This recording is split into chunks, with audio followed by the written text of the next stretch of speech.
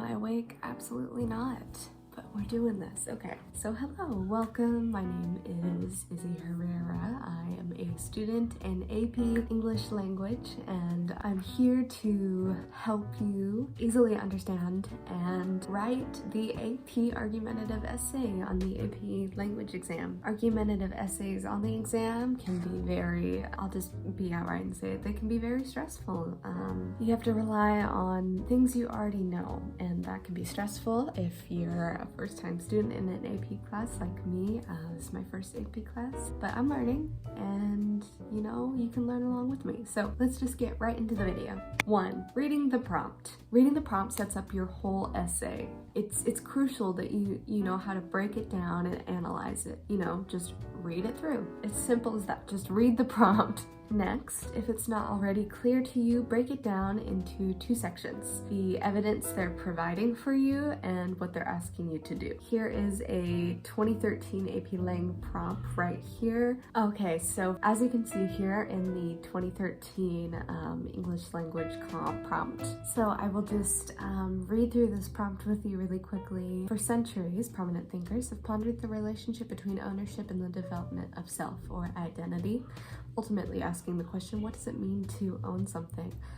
Plato argues that owning objects is detrimental to a person's character. Aristotle claims that ownership of tangible goods helps to develop moral character, and 20th century philosopher Jean-Paul Sartre proposes that ownership extends beyond objects to include intangible things as well. In Sartre's view, becoming proficient in some skill and knowing something thoroughly means that we own it. Think about the differing views of ownership, then write an essay in which you explain your position on the relationship between ownership and sense of self.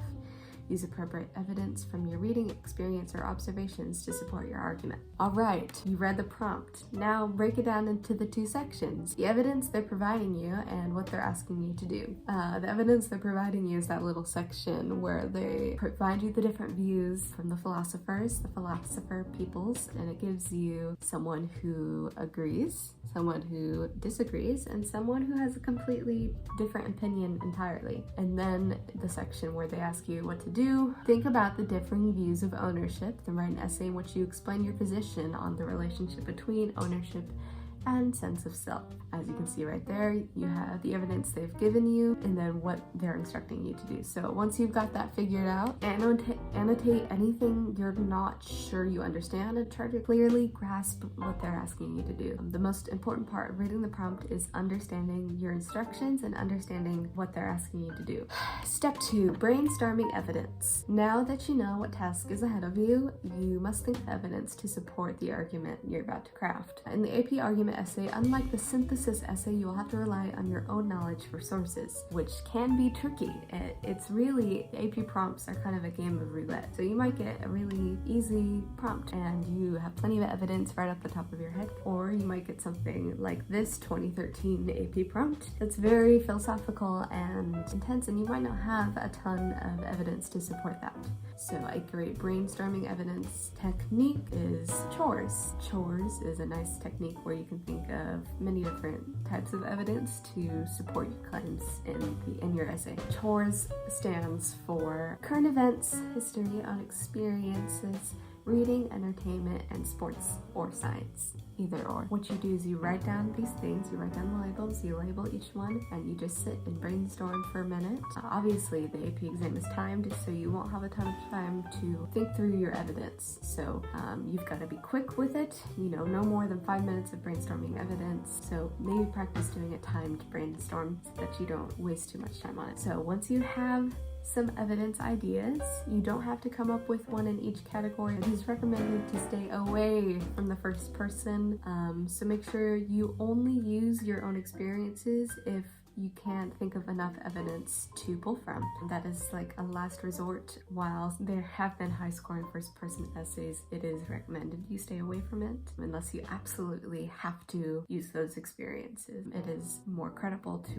pull evidence from current events and history and literature. Make sure you have plenty of evidence to support your sub-arguments, which you will form in a second. All right. 3, crafting a thesis. A thesis is, say it with me, not a theme. Thesis and theme, completely different. If you don't know what a thesis statement already is, your thesis is basically your main argument. What are you arguing for? Are you defending the prompt? Are you refuting it? What do you believe based on the prompt's instructions? What are you going to argue for? Now that you know what you're arguing for, make sure to create a well-versed thesis statement. Think of your argument and create 3 points you can argue for that connect to your argument. These will be your body paragraphs. For your thesis statement, make sure it's well-versed. Use personal style, big words, fancy words, as long as you know how to use them. 4, writing your introduction. Your introduction is the most crucial step to your essay. In it, firstly, you must have a hook. This could be a metaphor, an anecdote, a rhetorical question, or simply a strong statement that connects to the world we live in. And then, after you've hooked your audience, you've gotten them all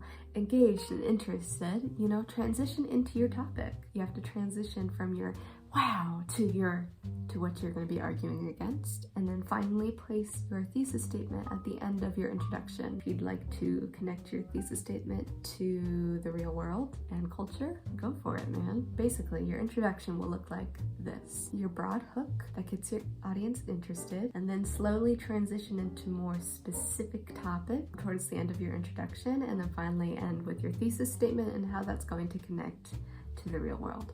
5, body paragraphs. These are the bulk of your essay, as I've said before. In them, you're going to be discussing each of your sub-arguments/sub-points and provide evidence to support them. In each body paragraph, make sure to provide a counter-argument against your point and then prove it to be incorrect. You can, again, cite more evidence after this. So for each body paragraph, what it will look like is a transition sentence into your body paragraph. Provide some evidence from your brainstorm to support your claim, and provide a counter argument against your point and prove it incorrect. And then, if you can, provide some more evidence. Discuss how this sub-argument, sub-point relates to your main thesis and how it may affect the world, culture, etc., etc. Make sure to have smooth transitions from each sub-argument to another and repeat this process for all 3 body paragraphs. Again, body paragraphs are very important. So 6, writing your conclusion. Conclusions are what tie the essay together. A good one will leave the reader feeling satisfied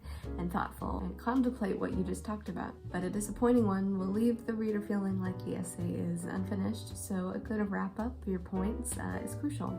Begin by restating your thesis and then elaborate on how this could affect culture or how doing nothing could affect culture, or both. Say your thesis and why that's important. Make sure to tie everything together, tie all those loose knots together in the end. End with something that leaves your reader feeling thoughtful and contemplating the point you just made. Lastly, 7. Yes, you just wrote your conclusion, right? This isn't so much as a step as it is something that you're going to need to use throughout all of your essay, throughout your introduction, conclusion, and your body paragraphs. Incorporating personal style. To incorporate personal style, make sure you use high-level, elevated language. College-level diction is crucial to your essay. So if you want to study SAT words, there's plenty of websites out there, lists, etc., etc. Other things you can do to add personal style to your writing is use figurative language, so metaphors, similes, etc., etc., imagery, all of that helps your essay flow. You can also use rhetorical devices, so make sure to study those, ethos, pathos, logos. Make sure to write in third person. Stay away from first person if you absolutely can. So that's all you need to know to write the AP English Language and Composition argument essay. That is a mouthful. So let's do a quick summary and wrap up. All right, first, read your prompt, break it down, analyze it, annotate it, make sure you clearly understand what they're asking you to write about and say. Second, brainstorm your evidence. Use both chores and soapstone. If you don't know what soapstone is, there's videos on that. Once you've brainstormed all your evidence, step 3, create and craft your thesis statement or your argument that you're going to be writing about in your essay. Make sure you have 3 sub-arguments so that you have something to talk about in each paragraph.